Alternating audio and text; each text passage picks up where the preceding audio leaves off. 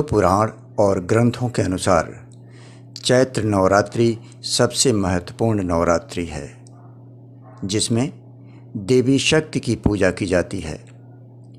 रामायण के अनुसार भगवान राम ने चैत्र के महीने में देवी दुर्गा की उपासना कर रावण का वध कर विजय प्राप्त किया था। इसी कारणवश चैत्र नवरात्रि पूरे भारत में, खासकर उत्तरी राज्यों में धूमधाम से मनाई जाती है। यह हिंदू त्यौहार हिमाचल प्रदेश, हरियाणा, पंजाब, मध्य प्रदेश, उत्तर प्रदेश और उत्तराखंड में बहुत लोकप्रिय है।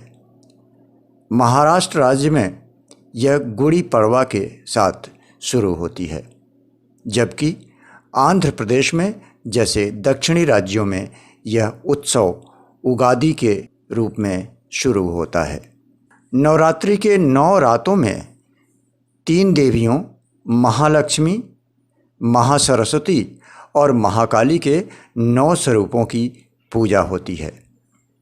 हमने नवरात्रि के अवसर पर लखनऊ के समीप चंद्रिका देवी सिद्धपीठ का भ्रमण किया। चंद्रिका देवी का ये सिद्धपीठ लखनऊ के समीप स्थित है। कहते हैं कि जो भी सच्चे मन से माँ चंद्रिका का दर्शन करता है, उसकी मनोकामना अवश्य ही पूरी होती है। 18वीं सदी से पूर्वार्ध से यहाँ माँ चंद्रिका देवी का भव्य मंदिर बना हुआ है। यह मंदिर लखनऊ के प्रसिद्ध मंदिरों में से एक है। लोगों को इस मंदिर के प्रति अपार आस्था है। ये मंदिर नेशनल हाईवे 24 पर स्थित बक्सी का तालाब कस्बे से 11 किलोमीटर सड़क पर स्थित है।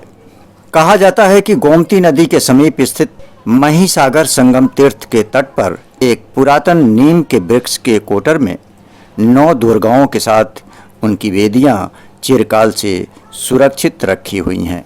गांव वालों के अनुसार पांडव अपने वनवास के समय द्रौपदी के साथ इस तीर्थ पर आए थे और अश्वमेध यज्ञ का आयोजन किया गया था और यहीं से अश्वमेध यज्ञ का घोड़ा छोड़ा था, जिससे इस क्षेत्र के तत्कालीन राणा हंसध्वज द्वारा रोके जाने पर युधिष्ठिर की सेना ने उनसे युद्ध किया था। युद्ध के समय एक पुत्र सुधन्वा का माता के मंदिर में पूजा अर्चना करते रहने की वजह से उसे खौलते तेल में डाल दिया गया था। मां की कृपा से उनकी शरीर पर कोई आंच नहीं आई थी।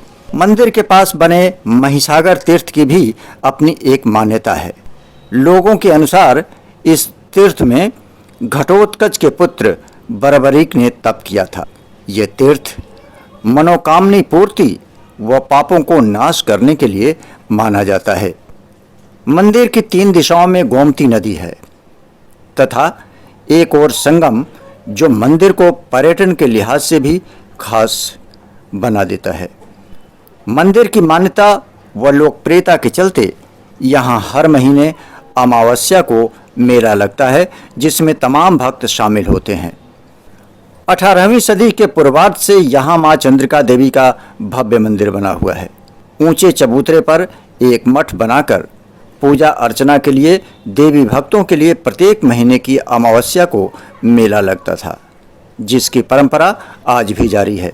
श्रद्धालु अपनी मनोकामना पूरी करने के लिए मां के दरबार में आकर मन्नत मानते, चुनरी की गांठ बांधते हैं तथा मनोकामना पूरी होने पर मां को चुनरी प्रसाद चढ़ाकर मंदिर परिसर में घंटा बांधते हैं। अमीर हो या गरीब, अगड़ा हो या पिछड़ा, माँ चंद्रिका देवी के दरबार में सभी को समान अधिकार मिलता है। माँ के मंदिर में पूजा अर्चना पिछड़ा वर्ग के मालियों द्वारा तथा पछुआ देव के स्थान पर आराधना अनुसूचित जात के पासियों द्वारा कराई जाती है। ऐसा उदाहरण दूसरी जगह मिलना मुश्किल है। स्कंद पुराण के अनुसार द्वापर युग में घटोत्कच के पुत्र बर्बरीक ने माँ चंद्रिका देवी धाम स्थित महिसागर संगम में तप किया था। आज भी करोड़ों भक्त यहाँ महारथी वीर बर्बरीक की पूजा आराधना करते हैं।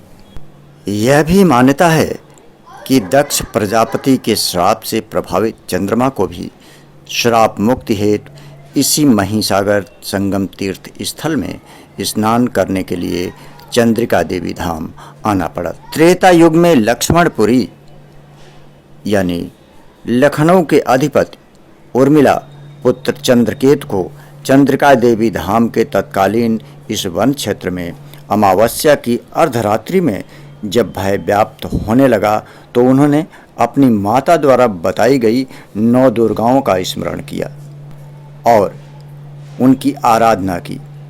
तब चंद्रिका देवी की चंद्रिका के आभास से उनका सारा भय दूर हो गया।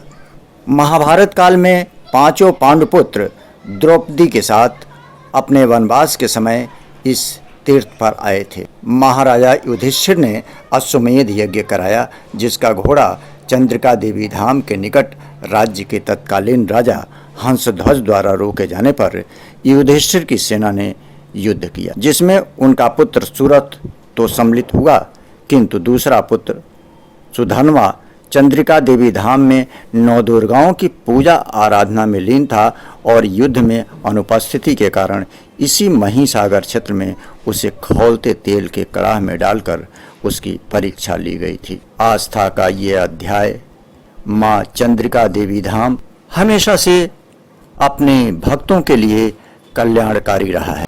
माँ सबका कल्याण करें, इसी कामना के साथ फिर हम किसी नए तीर्थ स्थल के बारे में जानकारी लेकर आपके सामने आएंगे।